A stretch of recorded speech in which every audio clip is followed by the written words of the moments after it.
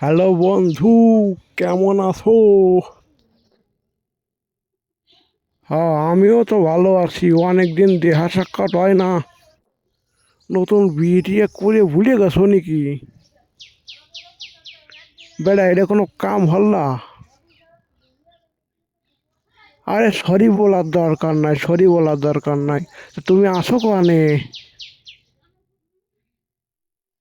না, মানে হচ্ছে আমি একটু কেনাকাটা করতে যাওয়া ছিল তো, সেখানে যাই একটু খাওয়া দাওয়া করতাম।